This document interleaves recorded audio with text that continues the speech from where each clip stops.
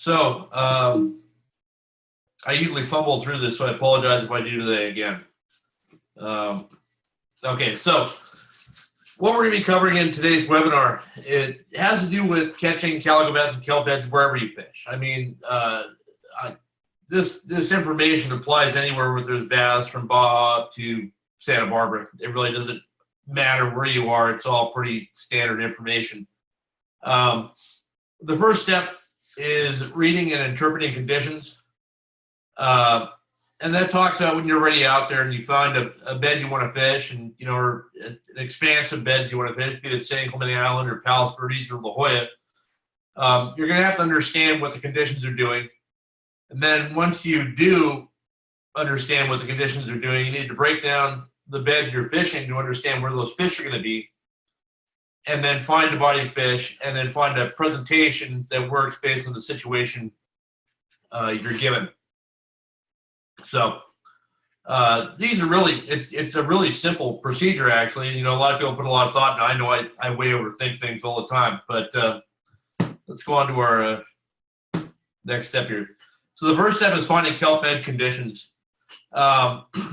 Conditions basically come down to three things. We're going to go through each of them as we go along here. A lot of this is fairly common knowledge, so you guys may be up to speed on what I'm talking about here already. But current is the key to finding biting fish. It's interesting. I did a seminar with I am completely drawing a blank on his name right now. Wow. Todd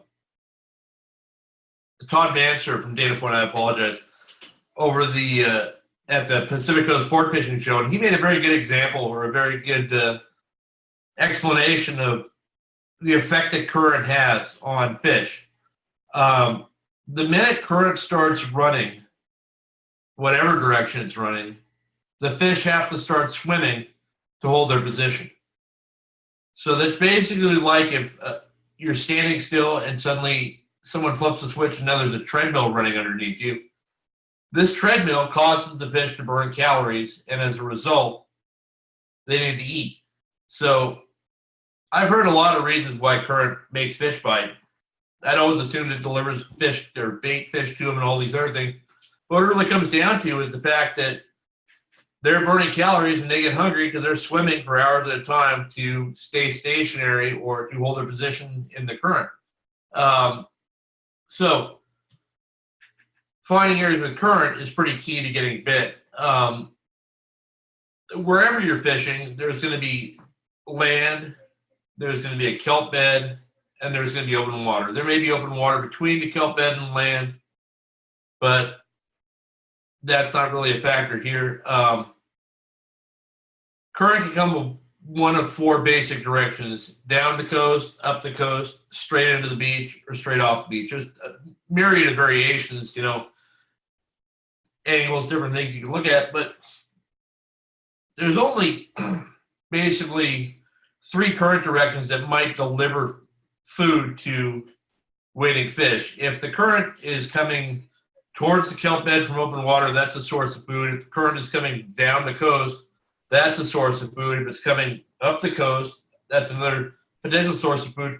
If it's coming off the beach and the kelp is like straight out to sea, that is no longer a source of food. It's not like there's things on the shoreline that are going to drift out. So a good rule of thumb is any current direction other than straight off the beach is probably acceptable. I found that straight into the beach is not optimal usually, but a downhill or uphill current is completely acceptable. I just had some more people join here, so if you're new here, I think there's a Q&A button. If you have a question anytime during the webinar, please feel free to type in your question. I'd be happy to answer it. Anyway, so basically current is water movement that causes fish to burn calories. Oh, hold on here. I just got a raised hand. I wouldn't raise hand. I would just type in your question in the question and answer section. There should be another button for the two that just raised their hands. I don't really have a way to interact with the raised hand thing, so you can. I I think there's a Q&A button. You can type in your question if you want to. Anyway, so hold on here. I'm doing some housework. Normally. Okay. Other than burning calories with these fish, current is what delivers their food source to them. So when there is current, whatever the species of fish is, it has to point into the current and move its tail to hold its position. So if you're in a place where, if you're on a kelp bed and there's current coming towards the kelp bed, the fish are always going to be facing into the current. I've got some questions here. Hold on a second. Okay, I have a question about uphill and downhill current. That's a way of describing the direction that the current is running in relation to the coast. We don't call it north or south current in Southern California because the way the coast lays, it's usually west or east current rather than up or down, because we're actually, our coast faces south. So uphill current would be considered south to north, and downhill would be considered north to south, even though it's not really that. I don't know if you guys can hear my dogs barking in the background, but I really apologize for that. Next, I have a question. Okay, I have another, that's a great question, Matt Molina. I'm happy to answer. While fishing kelp at 80 plus feet of water, how do you determine which column to target and when to leave if conditions are optimal? I'm going to get to that. That's a great question.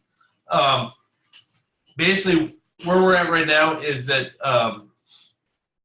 biting fish can be oriented in such a way to take advantage of that current. So these fish are swimming, they're hungry. They're not going to be way back in the bed. They're going to be up front looking for that. And I'm going to get to that in a little bit here. So we've determined that you need current to get bit. You can catch fish when there's no current, but when there's no current, there's nothing to orient them in the bed. They can just be scattered everywhere. So they don't have to swim. There can be a fish pointing in all directions. I mean, how would you even know where to throw your bait? So, you know, you can catch fish like that, but it's suboptimal. And having current and getting on the front end of the current is usually the key to getting bites. Oh, boy. Having problems again. Okay. Is that the next one, really? Yeah. Okay, water clarity. This is a picture of a very, very clear water at San Clemente Island. Water clarity has a variety of functions when you're fishing for calico bass, and the clearer the water is not necessarily the better. There's times you can see the bottom of Catalina and see a crab walking across 30 feet of water or whatever. That's suboptimal. There's other times, like when this photo was taken at San Clemente Island, when the bass were wide open. The importance of water clarity is it tells you how to orient your fishing. In very clear water like this photo was taken in, fish can see a great distance, and they can really become, I wouldn't say picky, but they become very skeptical about presentations. They'll see baits, they'll follow them, they won't buy them. I found that in very clear water, bringing baits towards fish will often give them too much time to look at it to get, they get too good of a look at it and they don't bite it. In those cases, I would fish in a direction where the bait is coming up from behind or from the side of the fish to surprise them, basically. That, you know, if it comes up past them, they'll dart out and bite it, whereas you can watch it coming, they'll turn and they'll follow it back to the boat a lot of times. We're going to talk more about that later, but there's no right or wrong water clarity. That's a mistake a lot of people make. I made it a lot myself when I was first starting with this. You want water that's equivalent to the water around it. You know, if you're fishing in an area that has very dirty water and there's an area of very clear water, the area of very clear water is not likely to hold the same fish the area of dirty water or vice versa would. So you want consistent water color and clarity. You want to be able to see what the fish are, you know, relating to. If they, you know, a lot of times in the kelp, if you can't see the kelp or you can't see the bait, there's a good chance fish aren't able to see that either. So it can really negatively affect your presentation. But I'm going to talk a little bit more about this in a bit here. The next factor is finding that bait source I was talking about that you can or can't see, and that's bait. And there's I wrote unhappy bait here, and anybody that reads my articles wherever knows that I'm a big proponent of unhappy bait in all cases. Anytime you go and fish kelp or anything like that, you're going to find situations where you're going to look down and you're going to see bait fish in the water. And just looking at how that bait is acting, you can tell if there's any fish around there that are going to eat that bait. I mean, you could throw weedless out and have 20 smelt follow you back to the boat. There's no bass there that are biting. There's nothing. Those things they feel like they're at the top of the food chain when that's going on. So, be it a big group of smelt that follows your bait up, be it relaxed anchovies or sardines or gilling around and eating, be it big loose schools of bait. Those are signs that, hey, the potential is there, but right now nothing's happening. And the interesting thing is these bass live right next to these sardines, right next to these anchovies and smelt. And when the bass aren't feeding, they can be 2 feet apart. They don't even pay any attention to each other.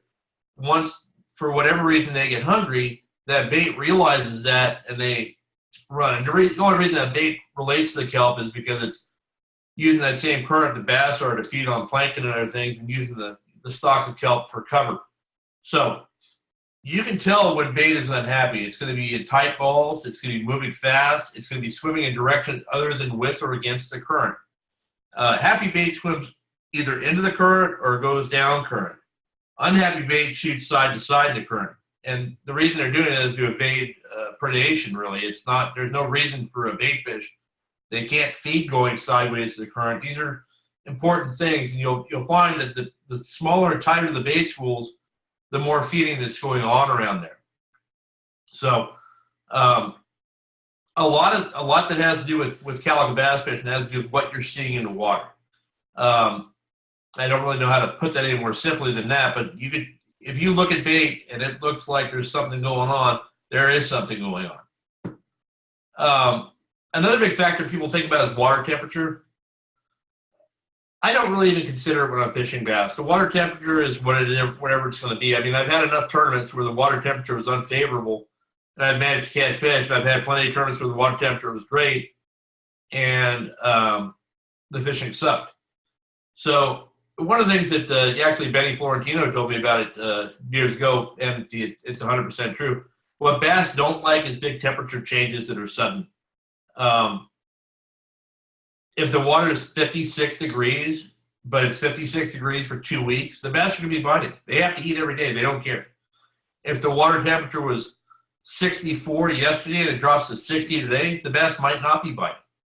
So you have very different water temperatures, but the warmer water actually affects the bass more than the colder water does in this case. So I apologize. I have to sneeze. It's not coming. Anyway, speaking of water temperature stuff like that, I have, I don't know if you see my arrow there, but I have Palos Verdes, San Pedro area highlighted there. Where I have the arrow there, that's Point Furman. That sits on the edge of Furman Canyon, which is on the outside edge of the Horseshoe Kelp, just above it. And that canyon will upwell. There's days when you have strong uphill current on the Horseshoe or in Huntington Beach.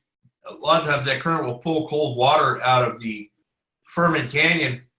And I've actually been there and seen the water temperature drop 8 degrees in a matter of minutes. Those types of swings, the weather didn't change. There was no storm.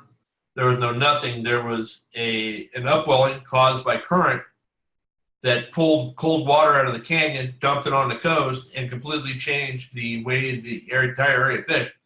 And you could go a mile above there to the next major ridge that blocks that current, and you can have that temperatures just like they were before, and fish biting like normal. But you could have a mile stretch of just dead zone in the meantime there. And when I'm going to fish bass and I'm watching temp charts, when I do, I just look for areas of consistent water. If I'm fishing San Clemente Island or Catalina, if the water is 58 degrees everywhere at the island, it's probably going to bite. If the water is 58 degrees over at the island and there's an area that's 56, I wouldn't even bother trying it, because if they're there, they're going to be in that, or they're there anyway. But if they're going to be biting, they're going to be biting in that warmer water.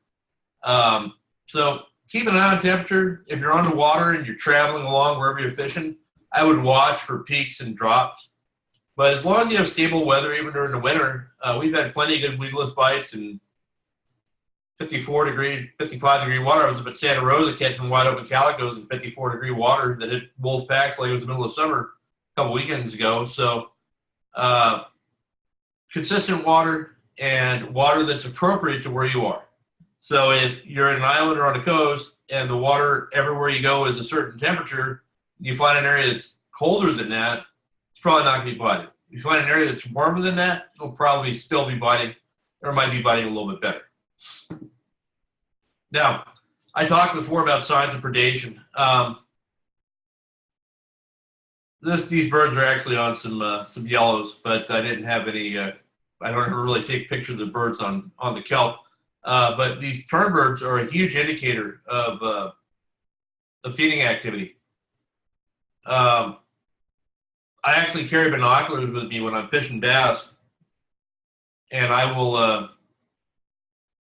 glass up and down the kelp line looking for birds when there aren't a lot, because one or two terns can indicate an area where there's fish biting.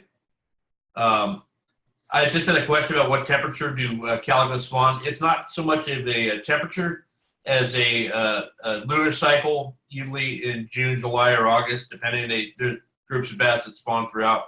So it's more dependent on the moons than it is on water temps, because even on cold water years, they still spawn at the same time. I hope that helps, Scott. The birds, we were fishing Clemente earlier this year. Every time we found biting bass, they had birds on them. And we would start on the east end backside of the island and run all the way to the west end and maybe only find 4 or 5 spots of birds. And some of them would be a couple of terns. Some would be a cormorant sitting on the water. But all of those times, there was bass associated with them. So if there's birds everywhere, they don't really tell you a lot. But when there's birds nowhere except a few spots, you can almost guarantee that there's going to be biting fish there. I have a question here about groups of birds sitting in the water. It depends on the time of the year. During the winter, if I see a bunch of birds sitting and there are no pelicans or cormorants involved with them, that's most likely birds sitting on squid, especially at the islands. I wouldn't bother looking at that. If you're fishing the islands of the coast, you see long lines of birds sitting at a particular depth. As far as you can see, they're usually sitting on crab. I wouldn't bother with them either. If there are birds, 3 or 4 birds rafted up on a kelp bed that are not currently flying and there's no other birds around, I would definitely give it a look. Because a lot of times they're resting. Birds are lazy. The bass come up, the birds get some bait, they eat the bait, the bass go down, they sit down, wait for the bass to come back up. So if there's 5 or 6 birds on a small kelp bed and there's no other birds around, I've caught plenty of fish doing that. But the birds will tell you, and especially with the terns, the higher the terns are flying, the deeper the fish are. The lower the birds are, the closer they are to the surface, because they get up high and get a bigger view, and then as fish start to push bait up, they get lower to intercept that. So that works with all species, really, but with bass, it certainly does. Harbor seals, another good sign there are bass in the kelp. I don't know why. I think harbor seals and bass eat the same thing. I really have no idea what the correlation is. Other than if you see one of them peeking up, I'm not talking about sea lion, those harbor seals, or as my friend Little C's called them perverts, because they're always peeking at you from under the kelp. They're usually always a good indicator that there's bass's food source around. So I've more often than not, when I've seen a harbor seal, I've caught fish by it than not. So other signs of predation that are not as obvious, I talked about those small bait schools running around, scales in the water, fish other than bass. There's a lot of times, especially at Palos Verdes, where the small barracuda will get the bait chased into, they run up and down outside the kelp bed. They'll start, especially when there's anchovies or small sardines, those small barracuda, they're all like 12, 13 inches. They'll chase that bait into the kelp, and the bass will go nuts. Dolphins do the same thing.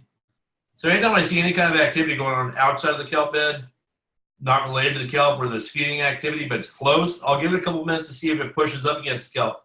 So those calicos that are in there, they know. They spent their whole lives hearing that stuff on the outside. When it gets close, they line up on the edge of that kelp, and they're ready to intercept that bait fish. And sometimes, if that stuff's close, there'll be bass waiting, 100 feet away, lined up on the edge of the kelp because their lateral lines are picking up all that commotion and stuff, and you can just pick them off. So it's actually a pretty interesting thing. So anytime there's feeding activity in and around the kelp, there's going to be bass associated with it because they're opportunistic and they're, bait that's getting pushed in by something else is going to run right into it.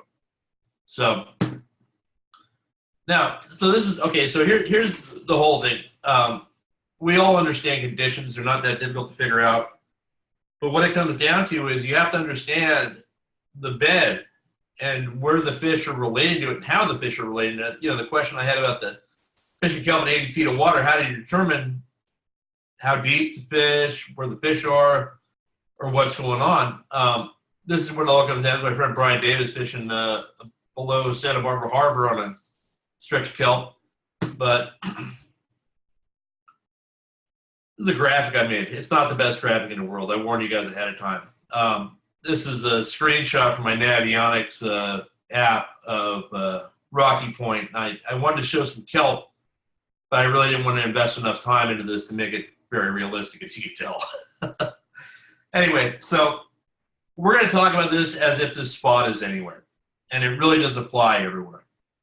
Now, the brown stuff here is kelp, and the shallowest of it is probably in about 5 or 10 feet of water. There's a little open lane of clear water inside of there. The green is not 100% realistic, depending on the tide that could be underwater. So the inside edge of this kelp can be in 10 feet of water or it can be in 5 feet of water, depending on the tide. The outside edge is sitting at about 30 feet of water. It's a dense bed. As you can see, by the angle, the current has it running this direction, which would be an uphill current to me, even though it's actually going east in reality. So we have a dense bed in the middle, and we have some isolated stringers and some points on it. This is pretty indicative of what a bed will look like if you actually give it, actually take a close look at what it is. It's never just a square or a circle. It's usually got some variations to it, and those variations are what make you catch the fish on it. So as you can see, you're getting a lot of bass scattered around here. It's unlikely that there would be this many bass in these spots here. It's just, these are where I'm showing you potential bass spots. But what we have here is we have a big area in the middle. I don't know if you see my cursor, where there's nothing. And that big mass of the bed, that's the big thick part of the bed. There probably are bass in there, but if they are back there, they're probably not biting. And they're spread out enough that they're hard to target, and there's so much kelp that you're really going to have a low percentage chance of catching them. So if I were to approach this bed, and this being the one at Rocky, I've done it hundreds of times, I'm going to start down here, come around the corner, and I see this first isolated couple stringers. These stringers have a 360-degree view around them. They're the only stringers that are completely free from this bed. As a result, they're the prime stringers for bass when the current is running this direction. A bass can sit there and get a 300, it can hide behind a stringer. The stringer's like this, it's sitting right there. It has a 360-degree view where it can go out and get bait fish. If it's up on the edge of a bed, it can only have the 180-degree view. If it's on the front of one, it might have a 270-degree view. But these isolated stringers, they can hunt all around. And usually the biggest bass you'll find are the ones that are associated with those isolated stringers that are within 10 to 50 or 60 feet from the actual bed. That would be my first target to cast to. And sometimes there'll be 2 or 3 spots like that. They don't all hold fish, and some of them, none of them do, but you can, they're definitely worth cast, even though you're making a cast to a single stringer when there's a huge bed there, it may seem counterintuitive. But that's the way you catch a lot of really big fish. So next up, I have the leading edge of this bed, which is kind of a pointy thing, and I'm using my mouse to indicate it here. This is the part of the bed that's leading directly into the current. It's kind of mid-depth, and if there are biting fish there, you could probably pull up on there and get 5 or 6 bites pretty quickly, because that's where most of the feeding fish are going to be. That's also the part of the bed where you'll get those wolf pack, where you'll hook a small one and have 5 or 6 big ones behind it a lot of times, because the smaller ones tend to be more aggressive, and they'll get to your bait before the bigger ones have a chance to. So that's why it's always good if you've got a buddy stand by with a drop back bait, which is basically, like Matt and I will do during a tournament. If either of us hooks up or fishing kelp, the other one will wind into the bait immediately and be ready to throw it down to any followers that are behind that first fish, so they'll usually do bigger. So once you get past that leading edge of the bed, you have a couple of choices. You can go down the outside of the bed, or you can go down the inside of the bed. The inside of the bed here at Rocky, if you go into pretty shallow water, and there's a shipwreck right there, the old Dominator, which is mostly gone, but plenty of rocks to hit. But you'll find good bass on the inside there. If the current is running true parallel to the shore, where they can get on the edge of the lane between the beach and the kelp and feed in that little stretch. If it's significant, if the kelp's all the way to the shore, there's only a couple feet of water in there, they're not likely to be in there for the most part. That takes me out to the outside edge, which is usually the most productive part of the bed, other than the leading edge. Bass will line up on the outside edge of that bed for the most part. You can go there and pick bass off, because the ones that aren't at the front of it can sit on the outside edge and still have that 180-degree view of bait that's going down the side of the bed and be ready for maybe barracuda to push fish in, or any number of things. But beds aren't usually a straight line. There's outside stringers here. These stringers here I'm indicating are standing outside. There's more outside. All those isolated outside ones, or irregularities in the bed that make little points or a little saddle or things like that, those are very likely to hold fish. There's actually a spot just about a mile from this one where the kelp is very straight, and then there's a little horseshoe that comes out, and then it goes back down. And when the current's going the right way, I mean, you can drift that whole kelp and pick off fish here or there, but you get a little horseshoe where it comes back around, and there'll be 10 times as many fish in there ready to bite. And it's that irregularity. It gives them you have to think from a bass's point of view, where can they sit and have the biggest range of hunting ability? And that's why the isolated stringers are good, because they can go all the way around. Or anywhere where they can get more than a 180-degree view, the more educated bass, the bigger ones that have been doing this longer, will be on those spots. And, a lot of these, if you get a 5 to 6 or 7 pound bass, those things are over 20 years old. They've had a lot of time to figure out the right spots on those beds. And they are those isolated spots. Another spot of the bed, which is surprisingly good at certain times and other times it's not, and Palos Verdes is the home of it, is the bass that sit at the very end of the bed.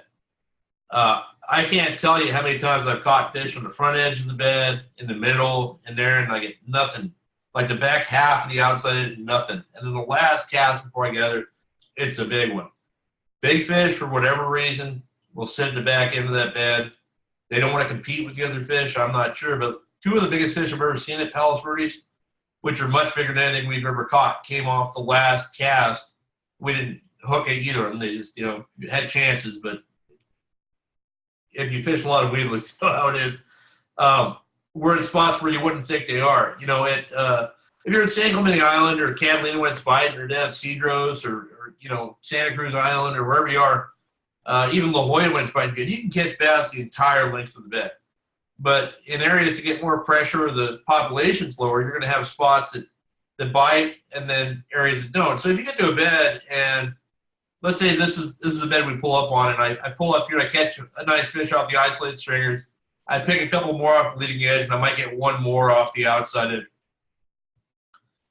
The next bed I hit, if the conditions are the same, I'm not even going to bother with that outside edge. I'm going to hit any isolated stringers, I'm going to hit that leading edge, and once I'm out of there, I'm going to go on to the next leading edge or isolated stringers, because bass, for whatever reason, it's not that they're communicating with one another. They are optimizing their ability to catch fish or forage in those conditions. So they will line up in such a manner that allows them to feed most effectively. And just because it's not the same bed doesn't mean if the conditions are the same, they're going to be biting the same way. There's been stretches at Rocky Point all the way into Torrance Beach where you can go, I don't even know how many miles, a couple miles at least, maybe more, where you can hit every leading edge, every isolated stringer and get a bite. But if you spend any more time fishing the rest of the bed, you're not going to see a fish. So it's developing that pattern and understanding why and where those fish are. So they're never the heaviest of kelp, and if they are, they're not really biting. They're going to be on the leading edges, they're going to be on the outside edges, they're going to be on the inside edges, and they're always going to be on the isolated stringers.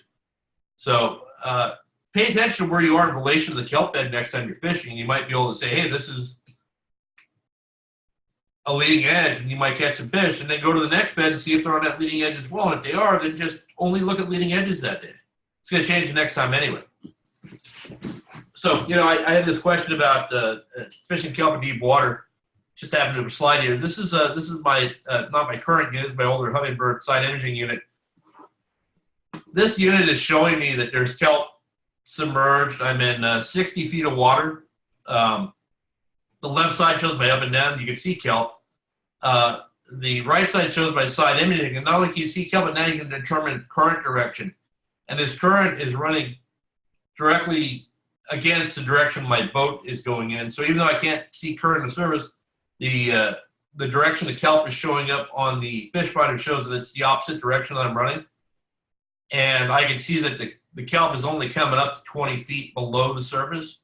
So in answer to the question about determining which part of the column to target, I would basically fish baits that would swim around 20 feet down, which would be a swim bait that I would sink down, a deep diving crankbait that might run 16 or 17 feet. The biting fish I'm going to look for, because I can't see the kelp, I don't want to get down in it. I just want to ride above it. So I want to fish baits that, if the kelp's coming at 20 feet, I want baits that fish from 15 to 19 feet, basically. And a lot of times that'll be a crankbait or a swim bait that I cast out, count down, and then wind over the desired depth. So talking about the presentations, this is basically exactly what we do, and it's easy. Weedless swim bait, 90% of the time, that's the bait I fish. It's the most enjoyable. It's my fishing style is structured around it. This is Matt with a pretty big bass. The picture doesn't do a lot of justice. That was 8-pound plus fish. So 7-inch bait in his mouth. And that bait, if you can see the picture, and I've got one right here, that is the 7-inch MC weedless and a green top and gold belly. Some people call it the hot cotch. Other people call it other things, but that's basically the only color of weedless swim bait I have fished in at least 5 years. And you really don't need anything else. I'm not saying this is the right color for you or the right bait for you. Find a bait that works, have confidence in that bait, and you'll never need to change colors. Don't get something crazy. Don't get something super dark. Those super dark baits work too. But this is a bait that works always. And, I know if they're biting or not if I'm throwing it. Or if Matt's fishing it. But a lot of people have a lot of misconceptions about how the weedless swim bait is fished. And I actually made a couple of slides here. When fishing a weedless swim bait, it's not like fishing anything else you have. It's not like a surface iron. I had a question about the name of the bait. There's no real name for the bait. It's a green top. Hold on a second here. I'm going to figure out how to share my screen. Bear with me. Oh, there it is. Stop share. Okay, this is the bait. It's got a green top and a gold belly. I know it's kind of hard to see in this light, but that's it right there. MC Swim Baits makes it. They got it at every tackle store that carries them. So it's like a lime green top with a clear with gold plate belly. Now I can figure out how to share my screen again.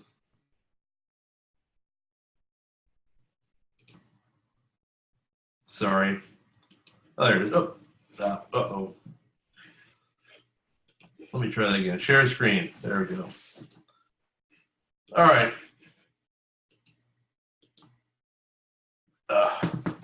See, I'm really not good at this. All right. So when fishing this weedless swim bait, the biggest mistake a lot of people make is they fish it like anything else. This bait is made to target fish that are sitting on kelp stringers or spots in the bed, and you don't need to make a huge cast. It's hard for me to explain just how short of a cast you need to make. Some of our biggest fish have come underhand lobbing a bait 10 or 15 feet off the bow of the boat to a particular stringer and winding that bait past it.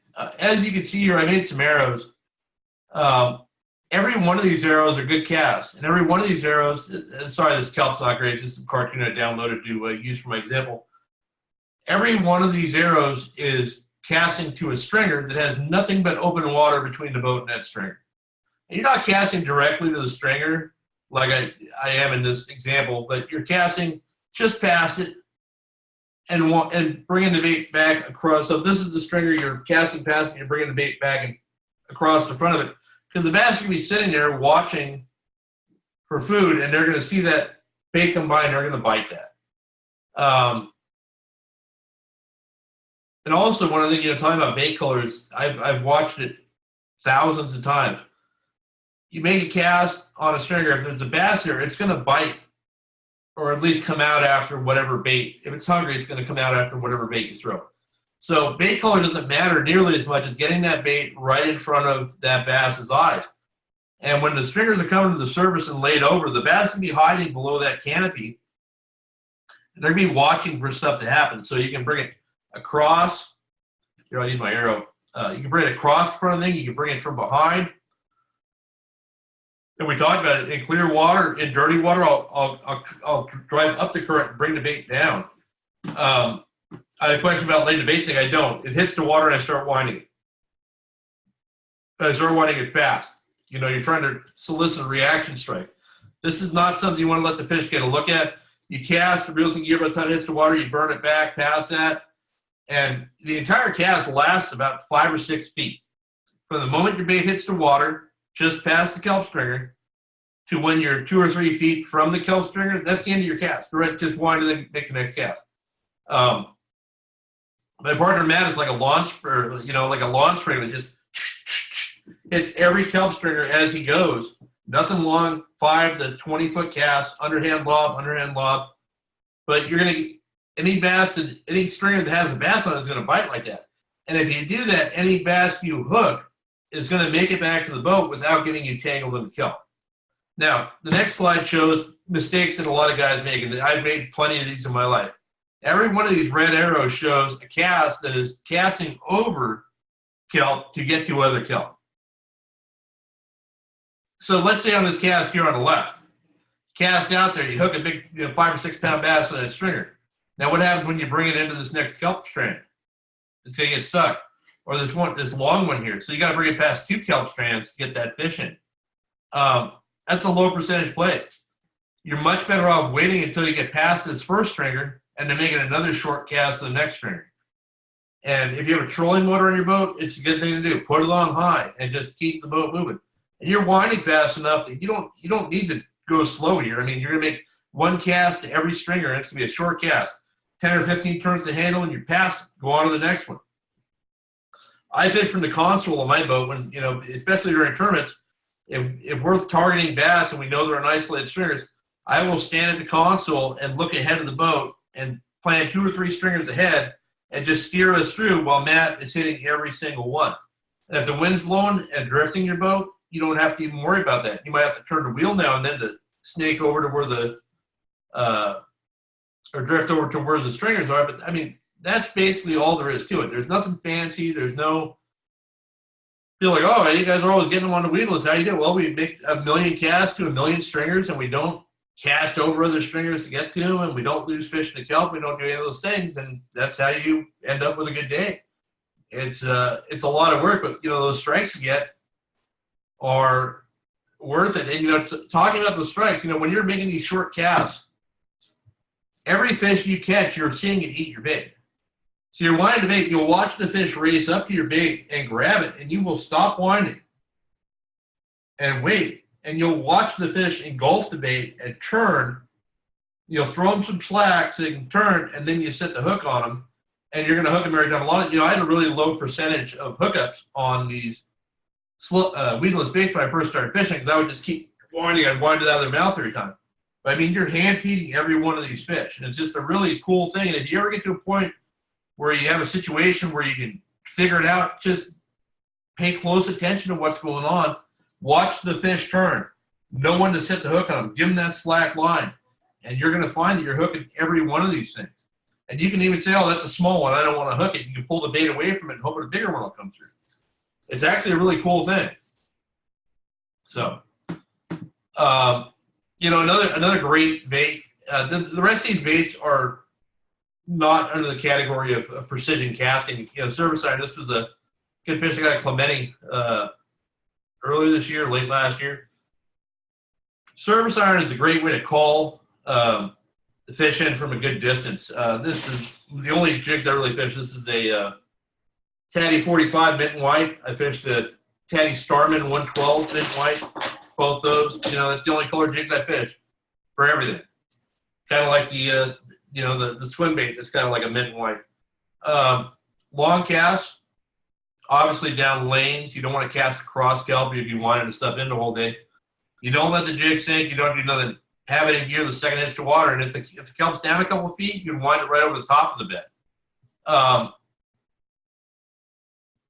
I found that the best way to get bass to bite the jig is to have a very irregular retrieve. So whereas if you're fishing yellows, you might cast it and burn it back, or if you're fishing barracuda, just slow wind in the back.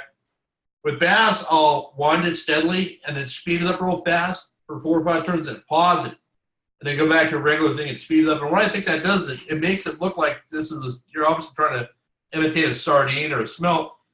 And the bass think that this jig is a bait fish that's being chased. They can't see what's chasing it. But it's swimming irregularly enough, like it's trying to get away from something, that their instincts kick in and they're going to try and eat that before whatever's chasing it is, even if there's nothing chasing it. So if the kelp's laid down in the current, like that picture I had before, service iron's a great way to go. You get some really big fish on it as well. I have several friends who have 10-pound plus fish on the iron. My biggest one ever on the jig was about 9 pounds, but there are plenty of big fish that will bite the jig. And any light service iron will work. A tatty, salis, kicker, whatever it is. Just find one you like. Can't go wrong with mint and white. A lot of guys like these bass color jigs with the orange and the black and all that BS. I don't mess with any of that stuff. I have the same jig tied up with fishing yellows or tuna or bass or barracuda, mint and white. So that's my sales pitch on that one. Now, hard bait, another great thing here, and I'm going to stop sharing here for a minute to show you guys some baits. If you guys were to get one hard bait, look, mint and white again. This is a Daiwa SP Minnow, like $10, $9, something like that. I think it's a 170 millimeter casting on most bass tackle. It's got some ball bearings in it that roll back and forth. So it takes the weight from the back of the bait. 3 big ball bearings, and it really make it a good casting bait. This bait cast out, hit the water, put it in gear, and you wind it fast, pause, wind it slow, pause. Just that same irregular retrieve. And every time you pause, it will kind of float down or float up. And during those pauses, when the fish will get, a lot of times they'll see it, it'll just come up after it. And if you get that temporary pause, they'll run into it. Ow, just took myself. Not badly. That's a great starting point. I've been going smaller lately a lot too. This is a Lucky Craft DD100. Yeah, which is a smaller bait, dives a little deeper. It's got a bigger bill than the other one. And they even make an extra deep one. This thing is great with Calico. I'm fishing on a little Revo ALX with a 15-pound fluorocarbon line. I fish Spectre, the fluorocarbon leader, on everything else except this. Swims better on the fluorocarbon line. Cast it out. It'll work down to about 8 or 10 feet. Great thing to get bass when they're being picky. This kind of looks like an anchovy. I don't know if you can see it. And I'll even get smaller than that. This is when the fish run anchovies, this is a zero bait, which is probably, I don't know, maybe a 70 millimeter twitch bait. Looks like an anchovy, black on top, clear. That worked twitching it and basically just wind, twitch, real erratic action, darting on the surface, just below the surface. They also make a floating one you can walk a dog with. Got a lot of bites on that last year. I didn't have one here. All these little hard baits are things that mimic sardines or anchovies and will get fish to bite that otherwise wouldn't. I had a question about the hooks and snap rings. Yeah, all the snap rings split rings I switch out the owner hyperwire, and all of the hooks I switch out to the owner 3 or 4X tinned hooks that are good for saltwater. The one other here, talking about hooks, this is a Rapala long cast. I've been fishing these the last couple of years. They have single hooks on them. These are not very finessey baits, but they do get bit, and the fish do hang on to them. And these are great baits to fish in areas with heavy kelp because the hook will tear out of the kelp if you snag it without bringing the kelp back. With a treble hook, a lot of times you get a little bundle of kelp on your hook, and once you have that, you're not getting any more bites. But with these, they tend to tear out clean. I'm actually right now testing out some VMC. These are VMC single inline hooks that I've been swapping out onto some of my new other baits to try out. I've had good results so far. The final hard bait, this is a Seville stick shad, 155 millimeter. They make this and also a slightly bigger one. And the one that picture of Decker before with a double on was a smaller version of this. This is a, excuse me. This is a suspending bait that fishes a lot like a surface iron. It has that same drawing power. This is something that you can make a bomb and cast with between lanes, fishing fairly slowly. It's got a pretty big walk on it, and it will call fish in from a great distance. And there's been a lot of big fish caught on these the last couple of years. They make a floating, a suspending, a sinking, and a fast sinking of these. The floating and the suspending are the ones you want to get if you're looking to pick some up. And this golden color with a black back has been a real killer for us. The fast sinking ones and the sinking ones also get bit, but they do tend to sink pretty quick. So if you're fishing in kelp that's maybe down in the current, you're going to have trouble keeping that bait off from getting snagged. So the floating or the suspending. A lot of times I get a couple of fish on these, and this. Bear with me a second here. This picture that Decker has here, that's the smaller version of this bait, but he got that smaller bass on that bait, and he figure eighted that bass around because there was followers in that, and that big bass that ate the back hook got the other hook. So having extra hooks is always great when the fish are biting. You can add another one onto your thing. I had a question about the first hard bait was the Daiwa SP Minnow, which stands for Salt Pro Minnow.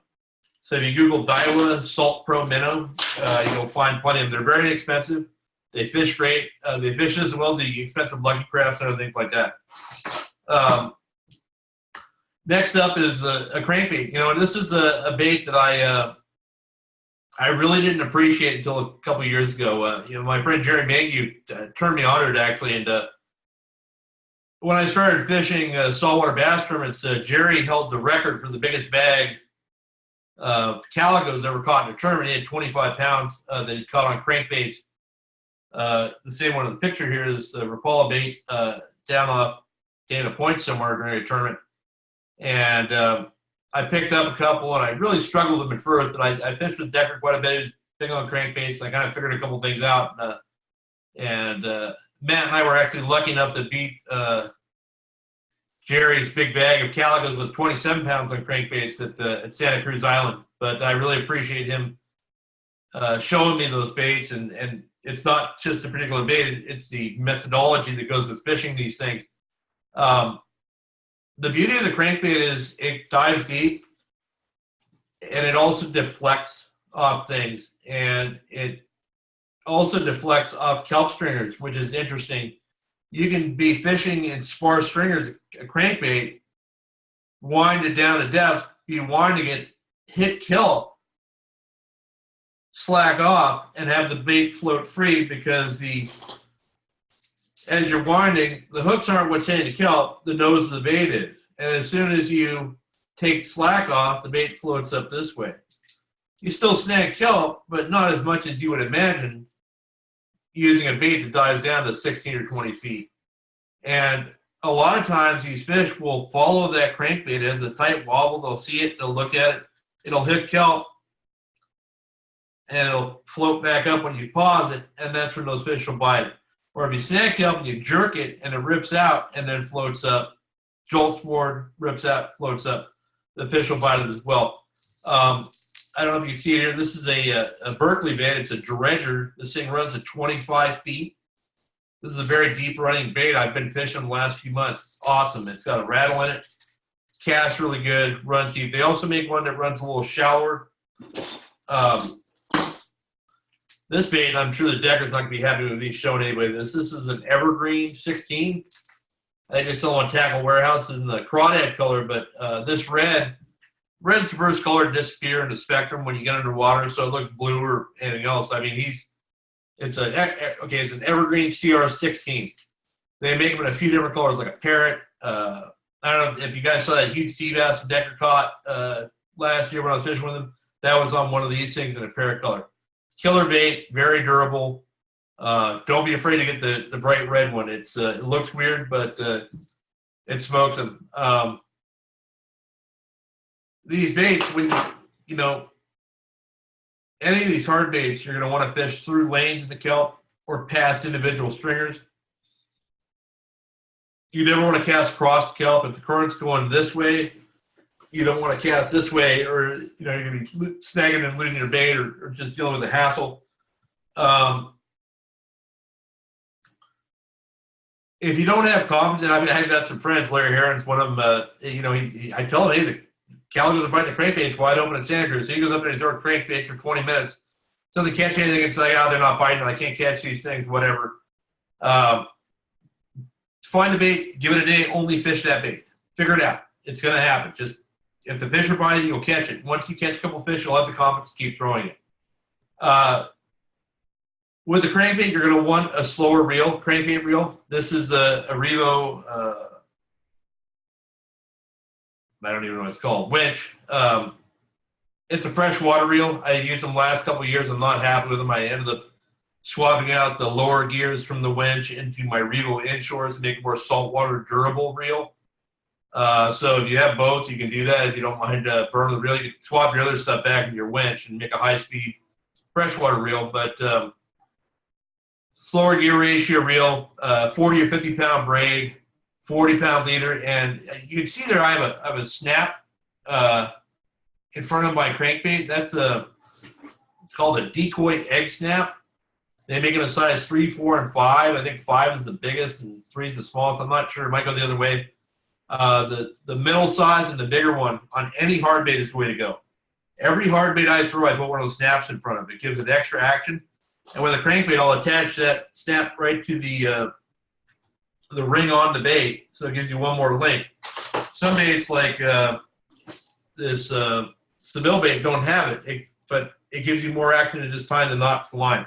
If you look at the decoy egg snap, they're really strong. I mean, I had the bigger one, and I had it on a Lucky Crab 190 and fought a big bluefin on it for like 2 hours. It was just hammered, or maybe an hour and a half. Just hammer drag, and the hook's end of the pole, but the snap end of the pole, they got fine. It's the freshwater snap. But yeah, so that's it. I'm at the end of my presentation here. I got a few minutes. If anybody has any questions they would like to ask, I have a question about what is the best moon phase to fish. I'll tell you what, the best moon phase not to fish is the full moon. That's my experience. Full moon, be there early or be there late. Because the rest, it's going to be good in the morning, it's going to be good in the evening, it's going to suck the rest of the day in most places. Any other lunar phase, I've had good or bad bass fishing. Anybody else have any other questions? Okay, so as far as low tide goes, high tide, low tide, I don't really care. If the tide's low, I'll go deeper. If there's, you need water in the areas you're fishing. So if you want to fish shallow, you want to fish when there's water on it. So as far as the rods and reels, there's different rods I use for weedless fishing. I fish a Rain Shadow 700L. It's actually a live bait rod. It's a Judd series. It's a graphite composite with a glass tip, graphite butt, to give me a little more flexibility, where if I don't pause quickly enough, that bass can bend the tip rather than having the bait pulled out of the mouth. For everything else, I fish medium-heavy graphite rods with either a Revo inshore reel or a Revo Toro reel, depending on the size of the bait I'm throwing.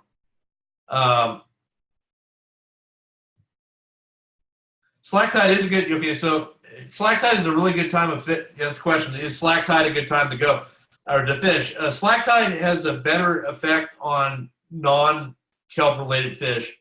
Currents tend to change during the slack time. Calico bass are very current dependent, so it's not necessarily the best time of day to do it. If I'm going to look around and move, I'll usually do it while the tide is slack. I have a question about boilers and shallow reefs. When's the best time of year to fish? Anytime. Fine conditions, fine biting fish. I mean, we fished for 3 months straight at Clemente from October through February, almost 4 months, and we never didn't have boiler fish biting. And the same areas bite during the summer. It's you might want to change the presentation slightly. I know a lot of guys up north like to fish more creature colors during the winter, but I'm not a big believer in bait selection changes, so I fish them the same year round. Anyway, I'd like to thank everybody that chumming for calico bass. You don't need to chum. No, if you're fishing swim baits and artificial lures, you're better off going to where the bass are than trying to find or bring the bass to you. I have a question about, do they change their depth range depending on what?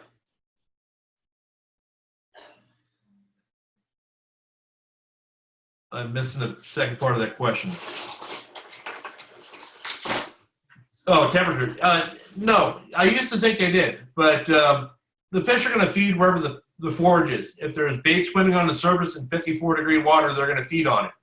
If the bait's on the bottom in 70-degree water, they're going to feed on it there. So when bass have their metabolism slow down, they tend to hunker down. You can catch them on the bottom when they're not really active. But actively feeding bass will bite at any depth, really. So, all right. Well, I appreciate everybody showing up here. This is a lot of questions and a lot of participation. Thank you all. And I'll be putting this up on YouTube pretty soon if you missed any of it. One last question I got. What is the game plan when you can't find current? Go find current somewhere. If there's no current, there's no fish. So I hope you guys enjoyed the webinar, and thank you guys all for attending.